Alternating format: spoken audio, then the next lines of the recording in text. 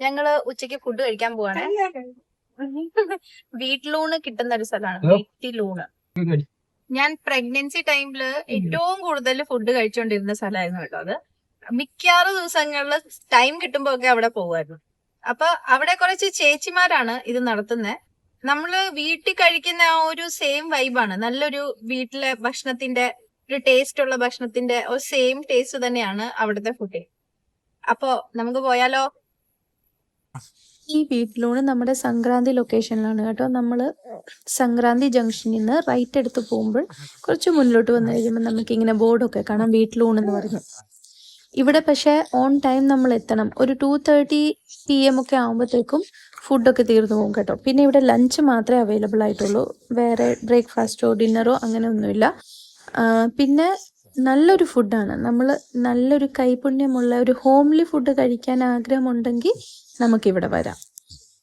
മീൽസിന് 80 റുപ്പീസാണ്. അപ്പോൾ ഈ ഒരു പ്ലേറ്റിനകത്ത് അവർ ഏകദേശം എല്ലാം സെർവ് ചെയ്യുന്നുണ്ട്. ഒഴിച്ചുകറികളും ബേസിക് നമ്മുടെ മെഴുക്കുവരട്ടിയും ചമ്മന്തി തോരനും ഒക്കെ തരുന്നുണ്ട്. പിന്നെ ഒരു മീൻകറിയും കൂടെ മിക്കവാറും കാണാറുണ്ട് കേട്ടോ.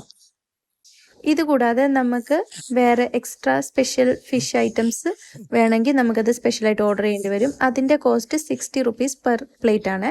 അപ്പം ഞാൻ ഓർഡർ ചെയ്തത് ഒരു പ്ലേറ്റ് കിളിമീനും ഒരു പ്ലേറ്റ് മത്തിയായിരുന്നു. അതേപോലെ ഞങ്ങൾ പോയ സമയത്ത് അവിടെ അയില വറുത്തതും ഉണ്ടായിരുന്നു, കക്ക ഫ്രൈ ഉണ്ടായിരുന്നു. അത് രണ്ടും ഞങ്ങൾ ഓർഡർ ചെയ്തില്ല. ഞങ്ങൾ ഈ രണ്ട് മാത്രമേ ഓർഡർ ചെയ്തുള്ളൂ കേട്ടോ.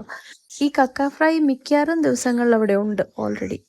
ഇവിടുത്തെ കാര്യം പറഞ്ഞാൽ നല്ല തിരക്കുള്ള സ്ഥലം കേട്ടോ. നമ്മൾ ഒരു 1 to 2 ഇടയ്ക്കൊക്കെ വരുമ്പം അത്യാവശ്യം ഇവിടെ ആൾക്കാരൊക്കെ നിറഞ്ഞിട്ടുണ്ടാവും. അപ്പോൾ അവരൊക്കെ ഒന്ന് മാറാൻ വേണ്ടി നമ്മൾ വെയിറ്റ് ചെയ്യേണ്ടി വരും കേട്ടോ.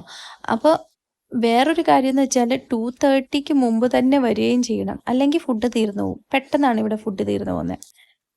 അങ്ങനെ ഫുഡെല്ലാം കഴിച്ച് തൃപ്തിയായി കേട്ടോ. ഫുഡ് വന്നതും അറിഞ്ഞില്ല തീർന്നതും അറിഞ്ഞില്ല, കാരണം എനിക്ക് നല്ല വിശപ്പുണ്ടായിരുന്നു.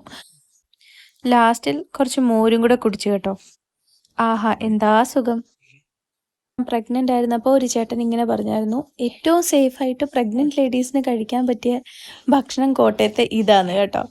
അപ്പോൾ ഇത്രയേ ഉള്ളൂ. കോട്ടയത്ത് നല്ലൊരു ഹോംലി മീൽസ് കഴിക്കാൻ താല്പര്യമുള്ളവർക്ക് ഇങ്ങോട്ട് വരാം. അപ്പോൾ ബായ്.